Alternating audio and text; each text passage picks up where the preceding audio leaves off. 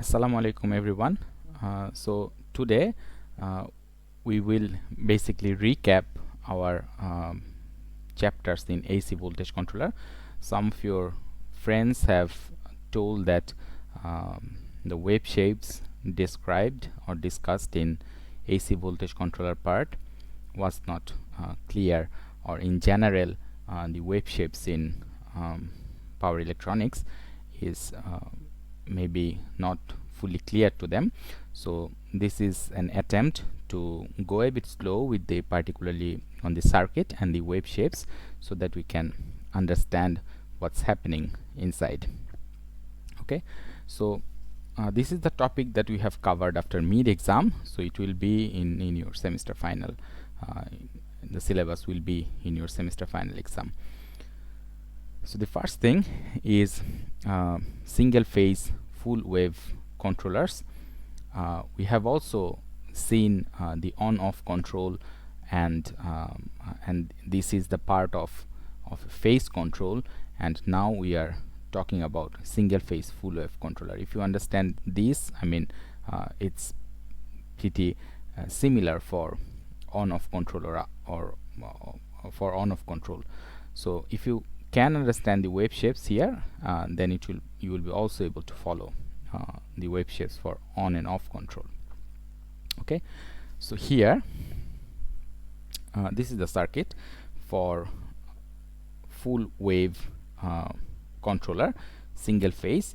As this is full wave controller, so that means that is why we have two thyristors here. Okay, and this is your input voltage, and this is AC voltage controller.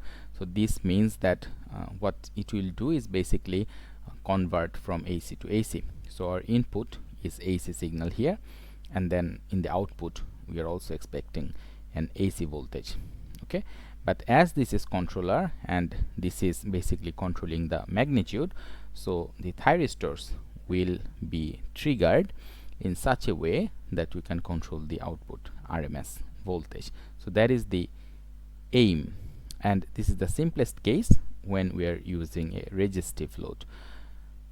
The resistive load is the simplest one, because if the load is the resistive, then the load current will basically follow the output voltage. So these two will be in phase if the load is resistive. Okay, so this thyristor T1 is fired at alpha, so at an angle alpha. So we know that this firing angle of the thyristor can be controlled. So thyristor is a is not like diode, so it can be controlled by triggering at a precise firing angle. So this alpha, you can vary this alpha, and by varying this alpha you can basically control whenever you want to turn this thyristor on.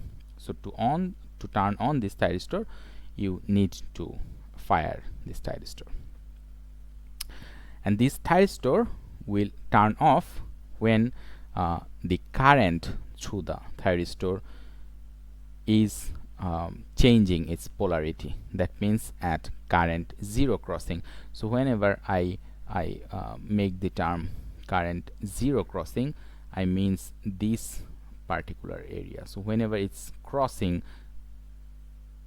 the x-axis, at the x-axis your y value is 0, so that is when you are having your current zero crossing. That means when it is crossing the x-axis. So until current zero crossing, this thyristor will be turned on. So this is the main rule for the thyristor. Okay, so now if we try to understand what's happening in the wave shapes, so as I said that this thyristor is more or less like a diode. Only the difference here is that the diode is uncontrolled, so you cannot control the diode. There is no firing angle, there is no trigger pin in the diode, but in thyristor there is a trigger pin, so you can specifically give your firing pulse at a certain angle. In this case this is alpha. So before alpha, as there is no firing angle and this is resistive load, so this is very simple. so your voltage and current will follow each other. So whenever your thyristor T1 is triggered, so before alpha there is nothing in the output, because nothing is, the current is not flowing through here, so there is no current flow. So as there is no current flow through T1 or T2, so in the load there will be no current. So if there is no current flowing through the load, that means the voltage drop across the load, which is V out, this will be 0. So that is why from 0 to alpha you have basically 0 voltage. Now at alpha you trigger your T1. So you trigger your T1. So once you trigger your T1, this is forward biased, this is the positive half cycle. So during positive half cycle this is forward biased, and then whenever you are triggering this thyristor T1, at that time your thyristor T1 is on. So basically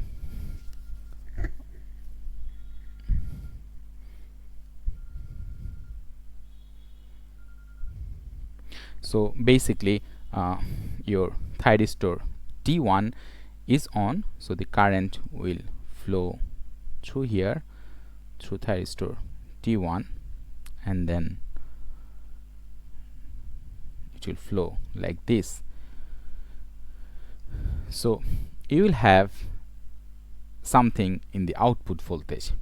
Now what you will have in this specific case is that from alpha until current 0 crossing at this point, so from alpha until current 0 crossing, you will have the output voltage will be the same as the input voltage Vs. Now if you look at the input voltage, this input voltage, so this part of the voltage is exactly showing up here. Okay, this is true when there is no voltage drop in the thyristor. Typically the voltage drop in the thyristor is negligible, so that is why we can say that the output voltage is the same as the input voltage. Okay, so and as this is resistive load, that means that the current will always follow the voltage, so your current is basically V out divided by R, and this current will basically follow your voltage. So if you look at here, so the current and the voltage are in phase. So whenever you are having a voltage 0 crossing, you will also have a current 0 crossing. This is because the load is resistive. Now in the negative half cycle, so after current 0 crossing, again this thyristor, there is no trigger pulse here, so this is your gate pulse or trigger pulse, and you are having a current 0 crossing here, so the current is changing its polarity. So previously the current was flowing like this, and now it's changed and the current is will flow basically like this. So T1 is turned off now until pi plus alpha, so pi is 180 degree plus alpha, T2 is not triggered. So as T2 is not triggered, so basically you will have an open circuit here. So you will have an open circuit. So this thyristor T1 and T2 is basically open, so there is no current flow here. As a result, your output voltage will be 0. So the output voltage is 0 because there is no current flow here. So IR, which is the same as, so I naught R is the same as V naught, as I naught is equals to 0 because these thyristors are turned off. As a result, your V out will be 0 during this time. And at pi plus alpha, your thyristor T2 will be triggered. So at that time the current will flow through T2 and through here. So as a result, after alpha, this is the voltage. After pi plus alpha, this is the input voltage. The output will be exactly the same as the input voltage, like this, and your output current will be in phase of or in phase with the output voltage, because this is a resistive load. Okay, so this is pretty simple and straightforward. Now, as we can find the voltage in the output, if you are asked to get the wave shape for the voltage across the thyristor, then you should be also able to do that. For that, what you need to do is that you have to apply your KVL. Okay, so if in the question it asks to calculate or to draw the wave shapes for the voltage drop across thyristor T1, what you have to see is that whenever this thyristor T1 is turned on, so when you have a thyristor, whenever it is turned on, if you place a voltmeter across it, so if you have a voltmeter, let's say if you add a voltmeter parallel to T1, what you will measure is that whenever this is turned on, this is basically short circuit. So during the time when T1 is turned on, at that time your voltmeter reading will give you 0. So as a result, so if I draw our thyristor T1's, the voltage across thyristor T1, so this is alpha and this is 180 degree. So from, so if I change the color here, so from alpha until 180 it will be 0, but it will not be 0 from angle 0 to alpha, because from 0 to alpha no current is flowing, so all the input voltage will basically be across this switch. So the from 0 to alpha, the input voltage of this part will exactly pop up here. So it will be like this. So this is your voltage across, so this is your V of T. Now in the exam, if you are asked to derive the RMS voltage across your thyristor Vt, I hope you will be able to calculate it.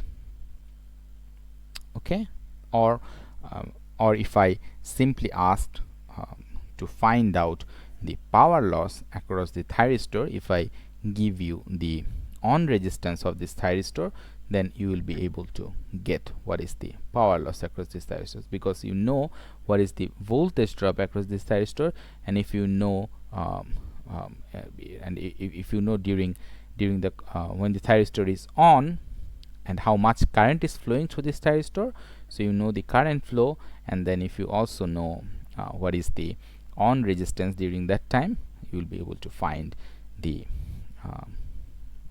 power loss that is happening, the conduction power loss in the thyristor.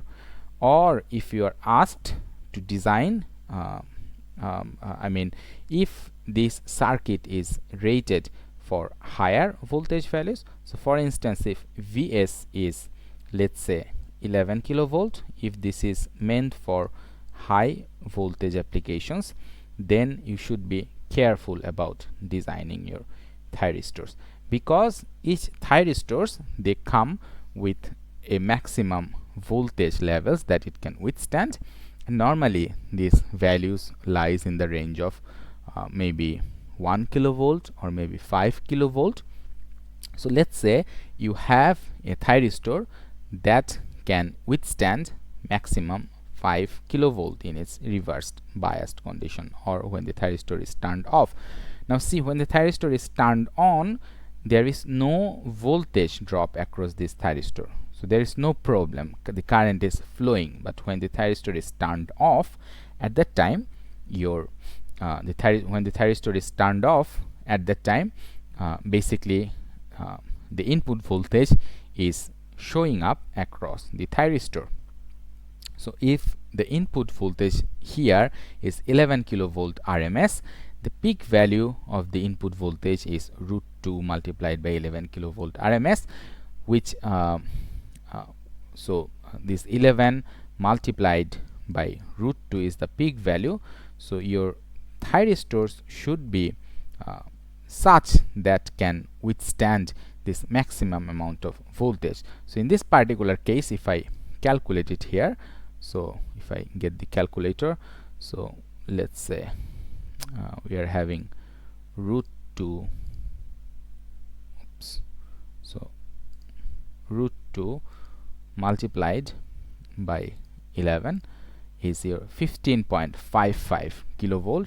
So 15.55 kilovolt is the maximum amount of is the amplitude of the input voltage.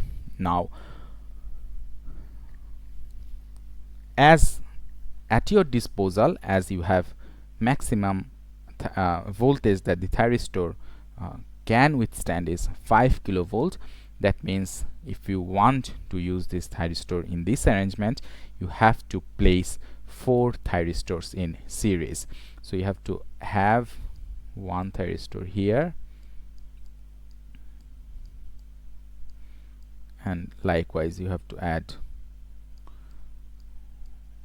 4 .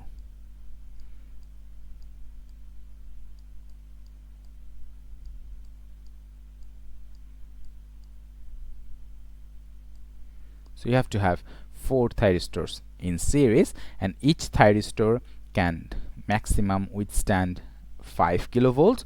So thus 4 thyristor, if they are synchronously opening and synchronously closing, that means if the triggered signal are given precisely at the same time, then you can basically distribute the maximum voltage across these 4 thyristors. So if you have maximum 15.55 kilovolt, and if you divide it by 4, so across each thyristors you will have that amount of voltage stress. Now this is tricky because as you can see that if you cannot precisely control the gate voltages, it may happen that one of these thyristor is not triggered. If it happens that if one of these thyristor is not triggered, then all this 15.55 kilovolt will show up across these 3 thyristors if your firing angle is more than 90 degrees. So if it exceeds your maximum peak voltage values. So in such a case, if this maximum voltage is higher than the 3 of these thyristors maximum rated voltage, which is 15 kilovolt, in such a case it may happen that one of these thyristor may fail. And if one of these thyristor fails, or if you have a short circuit in one of these thyristors, that means your circuit will basically fail, because this will fail as a cascade. So if one fails, then the other will also follow, and eventually all of these thyristor will eventually fail. So in this type of design, you have to provide, you have to design in such a way that the voltage stresses across each of these thyristor is not exceeding its maximum voltage values, and somehow you have to ensure that the voltage distribution across this thyristor is more or less equal. And this is often done using graded capacitors. So you normally have capacitors in parallel to this, so that the voltage stress across these capacitors becomes equal.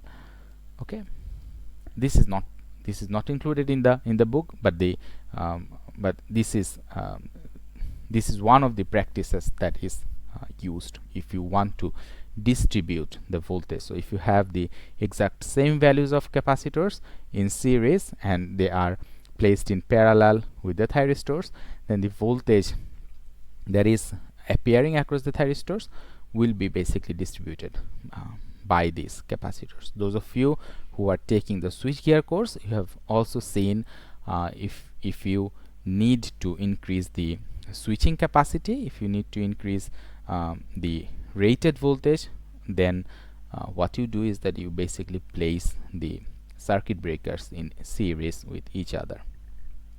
Okay,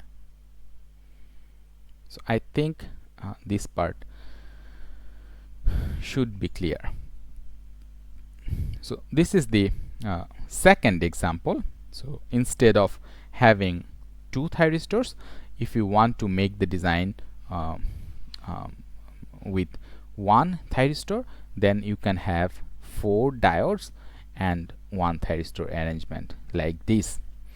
So this is the same again for positive half cycle. The current is flowing through D1 and then it comes here, and then if this thyristor T1, or you can place, instead of a thyristor, you can also place a MOSFET. So if either of this thyristor or MOSFET, until they are triggered, this will not turn on, so you will have no current flow across here. So before alpha, basically you have now here they are defining as sigma. In some older edition, maybe this is defined as alpha, so it's not a big deal. So what's important here is this firing angle. So this firing angle, before this firing angle, as there is no current flow, so in the output voltage will be 0. So as the output voltage is 0, and as the output is a resistive load, so your output current will basically follow the output voltage. So that's what you are seeing here is I naught is Vm divided by R, and your output voltage should be exactly as Vm. So it should be exactly as Vm. Okay. Now of course there will be some voltage drop across these diodes and thyristors. So whenever you are having a current flow, so the current will flow through D1 and then the current will pass through thyristor T1 after firing angle alpha, and then it will pass through D2 and then it will flow.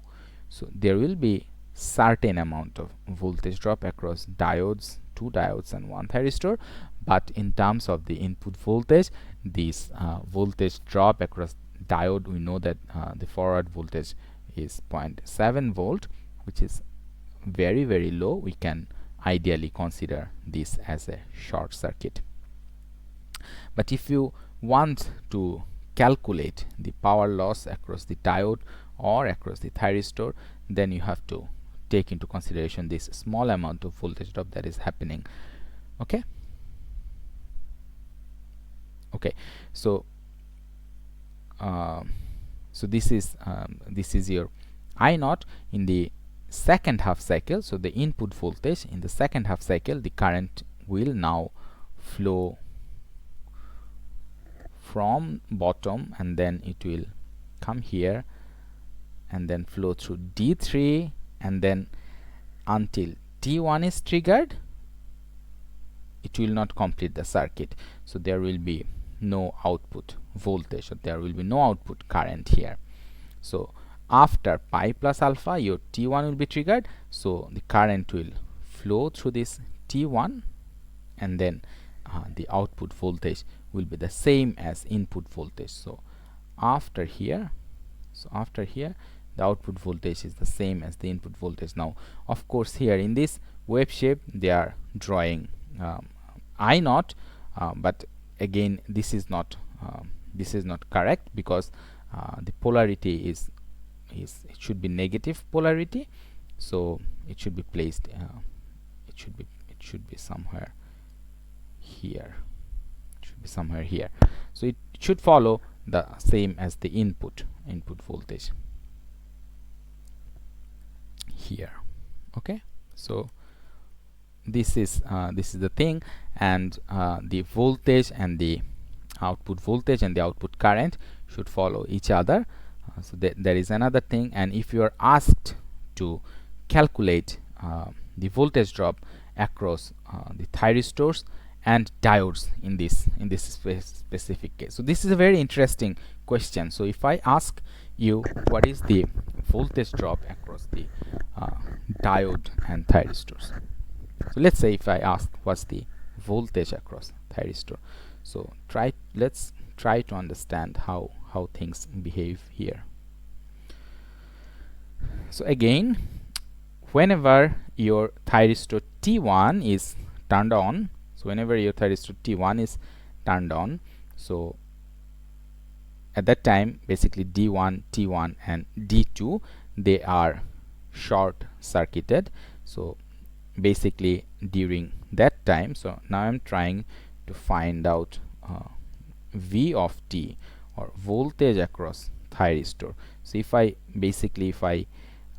place a voltmeter across this thyristor, let's say I have a voltmeter across this thyristor, and to measure what's the voltage, what do I expect. Okay, so from this alpha value, so from alpha value until pi, this thyristor T1 is conducting. Okay, so I think here there is a mistake. This I naught, I think whenever you are drawing this shape in the positive half cycle, I think they are referring I naught as the current that is flowing through the thyristor. So I think there is a typo here in the book. Okay, so when your thyristor T1 is turned on during that time, so I'm changing the color again. So let me choose red color again. So during that time, basically your thyristor voltage is 0 because thyristor is carrying current now, so there is no voltage drop across thyristor. But what happens before alpha? So from 0 to alpha, the voltage drop across the thyristor, is it going to be the same as the input voltage? No. Now why? Because now you have also the voltages, also the voltage drop across the diode. There is voltage drop across the diode. So in such cases, the input voltage, so this part here, this part here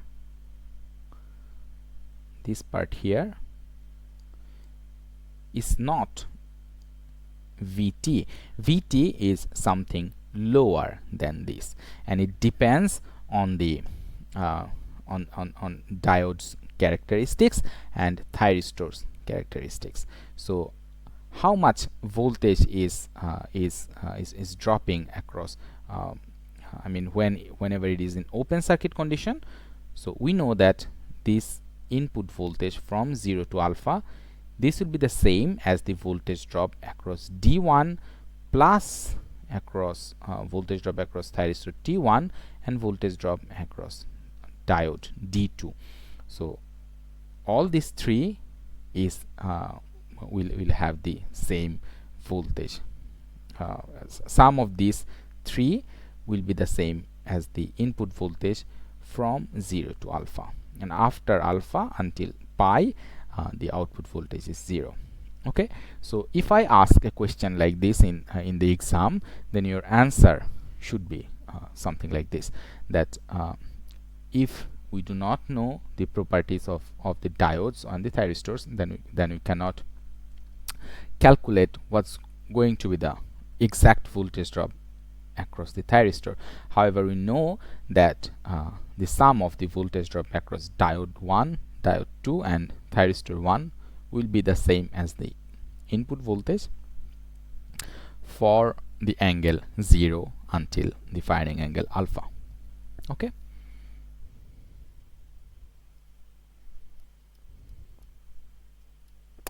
I think this is also clear. Now I think there is another issue here. This is MOSFET, and in case of a MOSFET, unlike thyristors, so the thyristors, they turn off, I mean thyristors is like you can control the turn on, but you cannot control the turn off. The turn off is controlled when thyristor current basically is changing the polarity. During that time the thyristor will turn off. But in case of MOSFET, you have both of these controls, so you can control it whenever you want to turn it on, you can control it also whenever you want to make it off. So this particular gate pulse, if you apply a gate pulse like this small gate pulse, and if you are using MOSFET instead of thyristor, it will work for thyristor because this small gate pulse will work fine for thyristor, because this thyristor will be turned on, and once it turns on, you have no control over these thyristors to turn it off. For making it turning it off, the current to the thyristor should be 0, and this is happening exactly at this time, and this is resistive load, so it's happening at 180 degree. However, for MOSFET, it will turn off here, because the gate pulse is coming here and then is going down. So to MOSFET to operate, the gate pulse should be it should continue until 180 degree, because MOSFETs you can control whenever you want to turn it on and whenever you want to turn it off. So this is also not fully correct here in the book. Okay,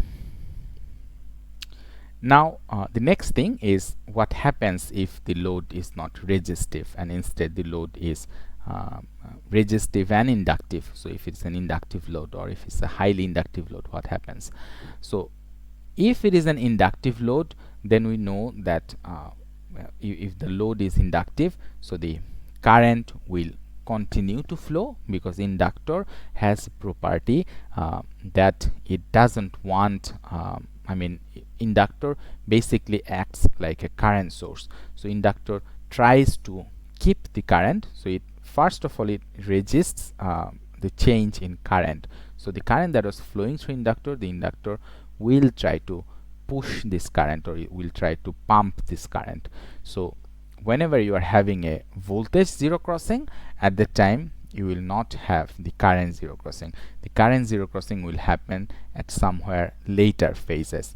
And if it is a purely inductive load, then you would have 90 degree phase shift between the voltage and the between the voltage and the output current. So the output current should have the zero crossing after 90 degree of the output voltage, but this is somewhere resistive and inductive, so it's a mixed.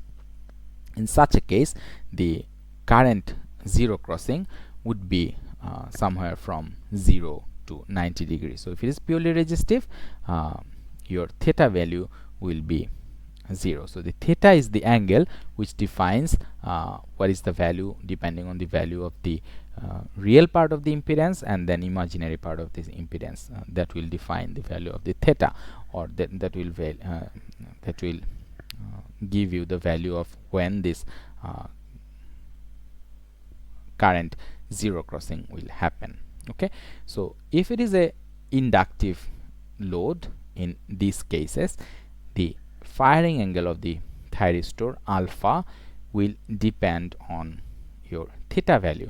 So if the firing angle of alpha is less than theta, at that time these thyristors will be turned on and the firing angle will not basically it will not control, rather this theta value at that time instead of alpha, at theta your thyristor will be turned on. So for the case when alpha is less than theta, in such a case theta will define whenever your current will start to flow, and the output current will be sinusoidal in this case, because in that case, so this is I1, so this is for one of the thyristors, so the output current is I1, and then you have also I2 in the opposite polarity. So in this particular case, this is starting at here, somewhere starting at here. So if instead of I1, if I try to draw I0, then I0 should be somewhere the same as this one, and then something like here. Now if the theta value is if the alpha value is less than theta, at that time the thyristor T1 and T2 will turn on at theta, and and that pi plus theta. That means that these two, there will be no discontinuity here, and you can check it in your simulation. So you can quickly check it in the simulation, then you will find that there is no discontinuity. So there is no discontinuous phase, so you will have a continuous sine wave, a sinusoidal shape here. Okay, so the alpha is controllable from theta until pi. So that is the this is the time when you can have control over it. So it depends on it depends on theta. Okay, so if alpha value is higher than theta, in that case basically you can control the output voltage. So again, if you are asked to calculate what is the voltage drop across these thyristors, that will simply be you have to apply the KVL, and if you apply the KVL you have to find the voltage drop, the output voltage. So the output voltage, you have to subtract this output voltage from the input voltage. Now how can you get how can you get the output voltage? So the output voltage is going to be, so during the time when this thyristor T1 is turned on, so when the thyristor T1 is turned on, or whenever you are having a current conduction, during that time the output voltage is the same as the input voltage. So it's the same analogy. So the whole output voltage is the same as the input voltage. So you have to subtract then this input voltage. So for this specific case, if I try to draw what's the voltage drop across the thyristor, so from alpha, so this is alpha and this is beta, this is the conduction time. So during this conduction time, if I change the color here, so the voltage across the thyristor is 0 when the thyristor is conducting, and when it is not conducting it should be the same as the input voltage. So you should have something like this, pretty bad here. So it should be something like this, and then it's suddenly going to 0. So this is the voltage across the thyristor T1. Okay, and the another thing here is that normally if it is not an inductive load, in case of a resistive load, to reduce the loss, the gate voltage is normally given as a pulse, as a gate pulse here. But if it is an inductive load, and sometimes it happens that this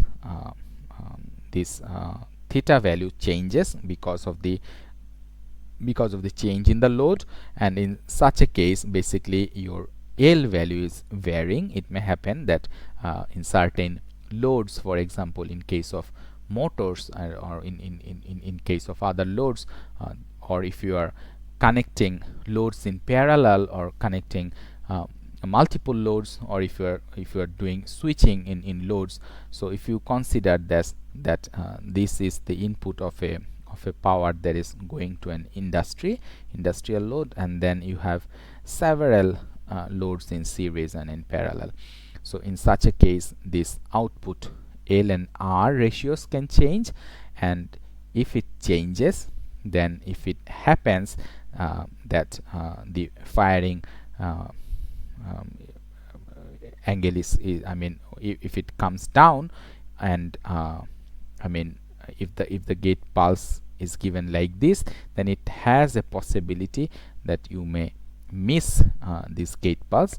If your theta value changes, then you have a possibility to miss this gate pulse, and in a case like this, basically this is undesirable, and to avoid it you normally give a train of pulses like this.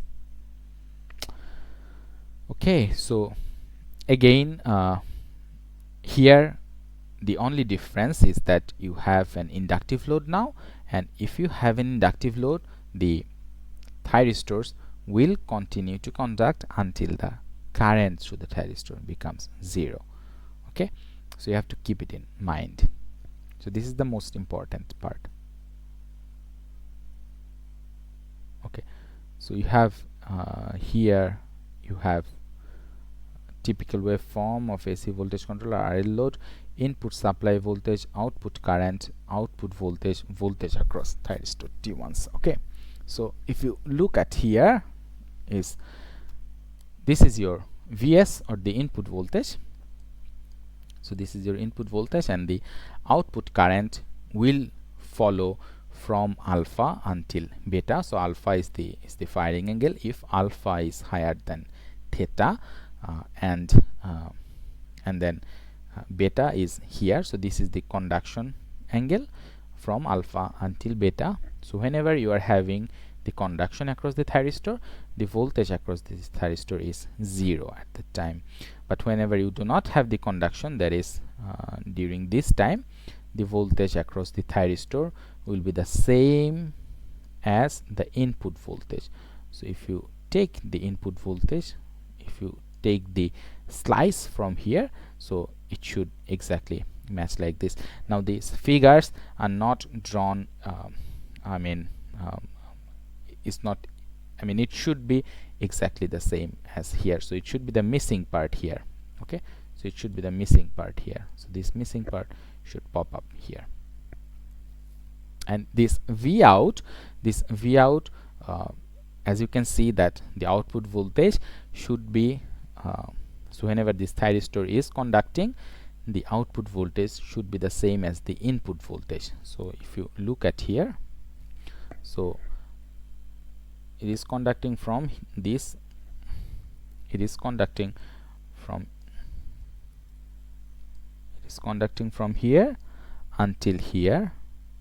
So if you take out the slice from here, from this part, basically, so that is what you are getting here. And then during this time, this is off, so the output voltage is 0, and then it's again showing up as the input voltage. So this part is basically taken. If you take this slice here, this is exactly the same as this part. Okay, and this comes from the KVL. So thyristor voltage plus the output voltage should be the same as the input voltage. Okay, now this three-phase bidirectional controller, I have given a separate lecture in a three-phase bidirectional controller. So there are certain cases, if depending on the firing angle. So if the firing angle is less than, whether it's less than 60 degree, whether it's from 60 degree to 120 degrees, so there are certain cases, and depending on the conduction of the thyristors, so depending on how many thyristors are conducting at that specific time, you will have you can calculate the output voltage based on it. So for instance, in this case, this is a case when alpha is 60 degree, so that means that alpha is starting from 60 degree.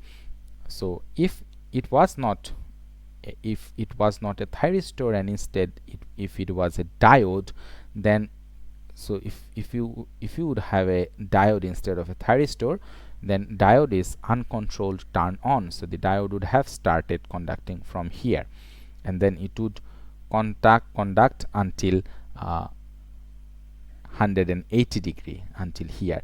Now as this is thyristor, of course it will have a certain delay here. So this is the firing angle alpha, which corresponds to 60 degree.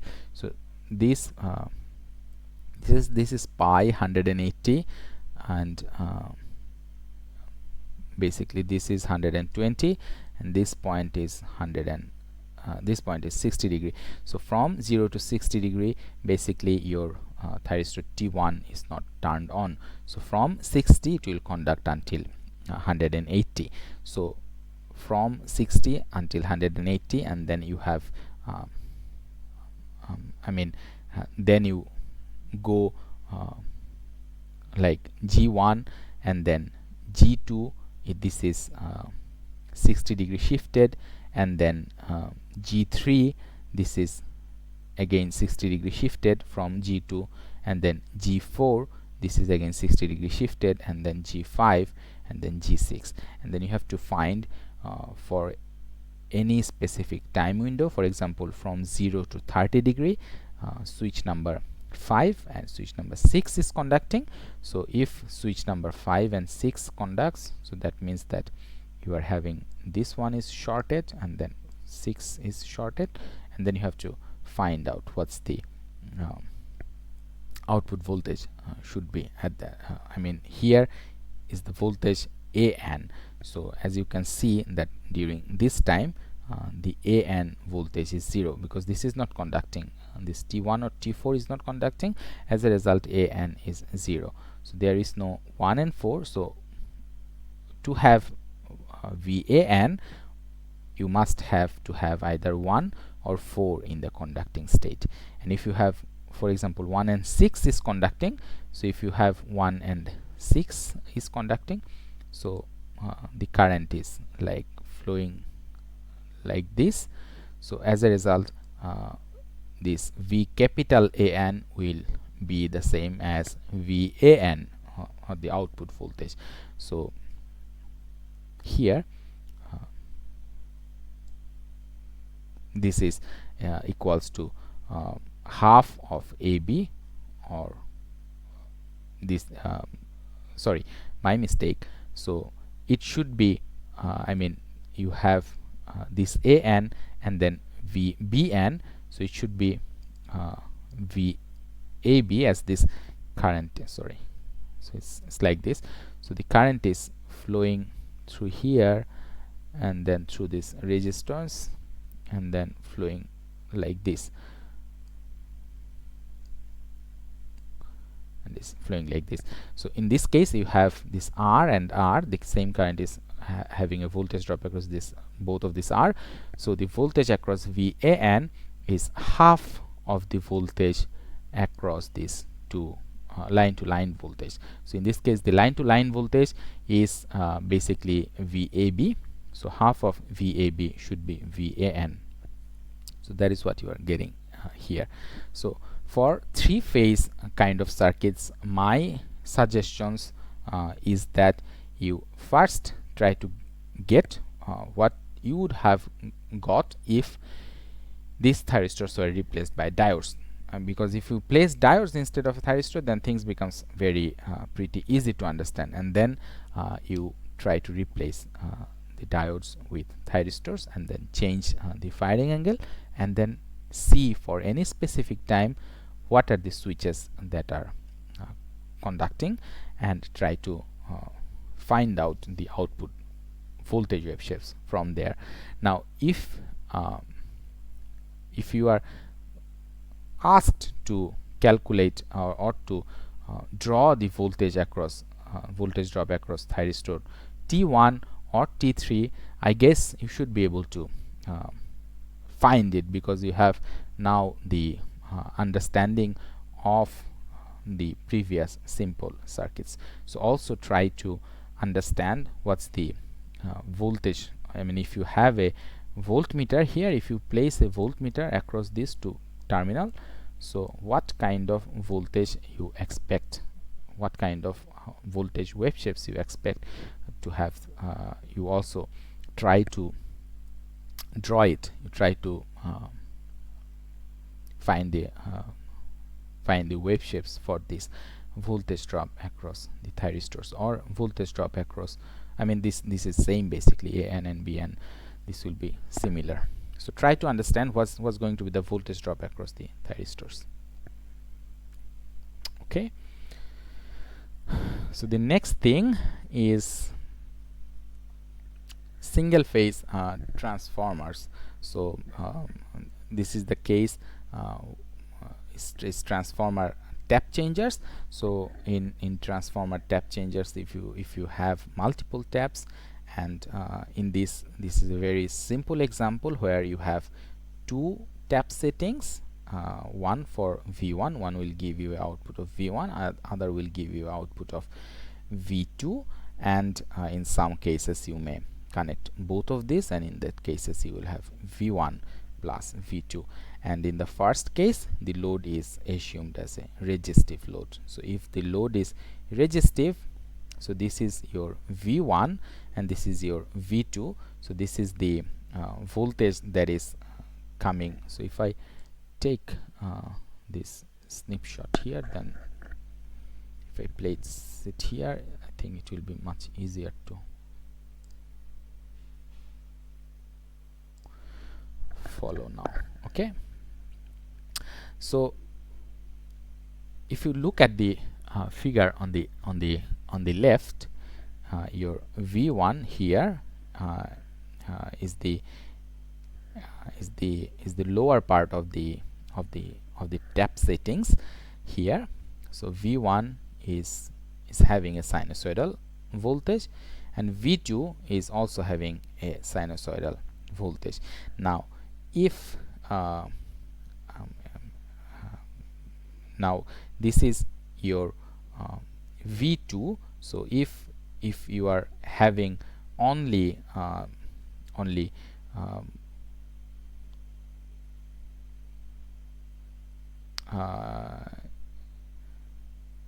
this one is V1 plus V2. So in case of I think you have to go and see what are the conditions. So for control range 1, this is, output voltage is from 0 to V1, and to vary the load voltage within this range, thyristor T1 and T2 are turned off. So thyristor T1 and T2 are turned off, and T3, 4 are open. So it should be the same output voltage and load condition in resistive load. Okay, so so in this case T1 and T2 are turned off. Okay, so in control range 2, T3 and T4 are turned off, and control range 3 you have both of these you operate. So now when so this is 11.14c. So this is again a bit confusing, because if you so for this case you are basically turning T1 and T2 off. So if you are turning T1 and T2 off, that means that your output voltage should basically follow V1. So after alpha, so before alpha, so if I place it here, so before alpha, the if you look at the figure, I do not have access of my mouse in the snipping tools. I think maybe here. Okay, so this is okay. So if you look at my mouse pointer here now, I think it will be more clear. Okay, so the first case, or for the figure C, what you are doing is that you are not giving any pulses in T1 and T2. So the output voltage will solely depend on T3 and T4. So whenever you are giving your trigger signal in T3, at that time your thyristor will be turned on. So it will be turned on. So the output voltage V out in case of a purely resistive load, and these are the cases of purely resistive load, by the way. So when you are having a whenever you are in these cases, the output voltage will be the same as V1 from alpha to pi. So from alpha to pi, this is the conduction time, and as this is resistive load, so the current conduction will cease at 180 degree. So from alpha to pi, T3 will be connected, and the output voltage will be the same as V1. Again, there is a this is not properly drawn because this voltage should be the same as this voltage. In the second case, if you have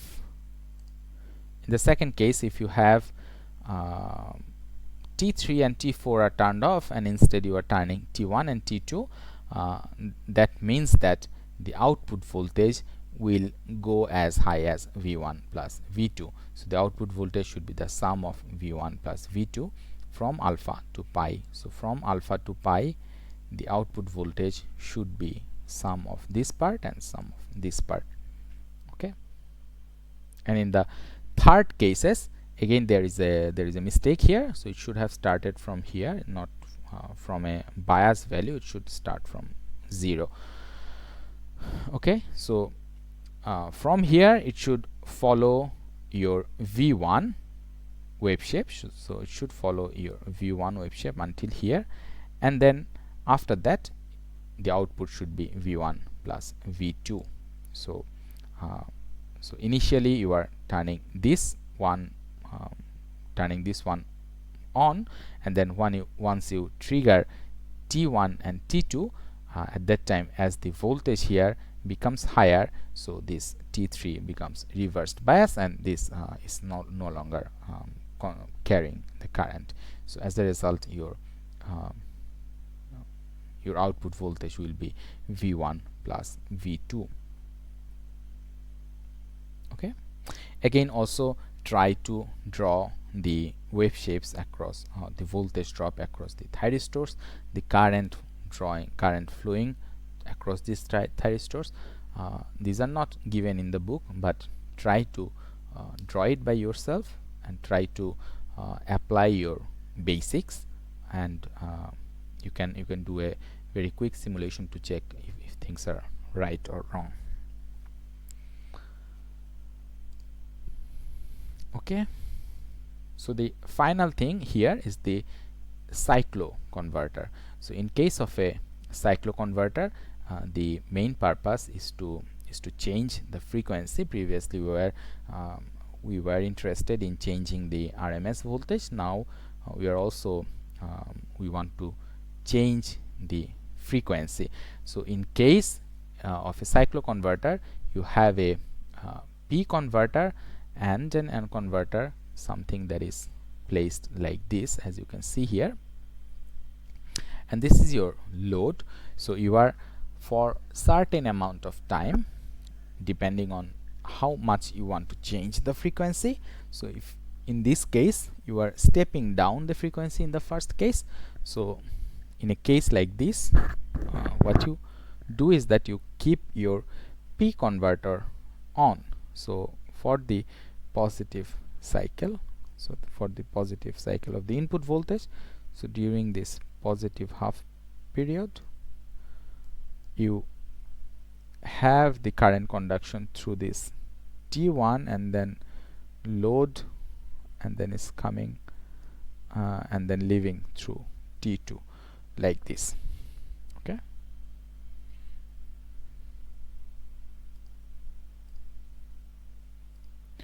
so it flows like this. So look at here, in the load, the current is entering from top and then leaving in the bottom like this. So this is for this part, I mean from here to here. So from here to here the current is entering from the top, and assume that we are having a voltmeter where the positive terminal is on the top and the negative terminal is negative. So the output, you will measure a positive voltage. So in the output you measure a positive voltage, and of course you have the thyristor, so you can control the firing angle here. That means that you can also control the amplitude by controlling this alpha value. Okay, so now in case of from 180 to 360 degree, you are changing the polarity here. So now the current will flow basically like this, and then again it's entering from the top, so it's entering from the top and then leaving in the bottom something like this. So again, that means that your output voltage is positive. So you control for certain time when the P converter is on, your output voltage is positive, and when the N converter is on, your output voltage is negative. And as a result, you can see that if you do the Fourier analysis and if you filter out the unwanted harmonics here, so you will end up with something like this kind of voltage, and thus your frequency, you can clearly see that the frequency can be changed. And of course, to get a I mean, you have to apply a filter to get rid of these harmonics. Again, if you want to step up your frequency, then within this very short amount of time, so within this duration from 0 to pi, you have to switch it between P converters and N converters. So for certain time, maybe from 0 to 10 degree, your P converter is on, and then from 10 to 20 degree, your N converter is on, like so and so forth. So again, in this case, you are not I mean, in the book it's not shown what's the voltage drop across the thyristors, but you it's your task or it's your duty to try to understand, try to draw the wave shapes that are appearing across thyristor 1. So in the exam, if I tell that, I mean, if I say that what's cycloconverter, and you draw the wave shape of the thyristor across T1, thyristor T1, then you have to draw what's the voltage drop across thyristor T1, and what's the current flowing through this thyristor T1, and what is the loss happening across this thyristor T1, like so and so forth. Okay, so I hope things should be clear up to here, and if you have any issue, we can discuss it in the discussion class. Thank you very much for your time. I'm going to close the session now.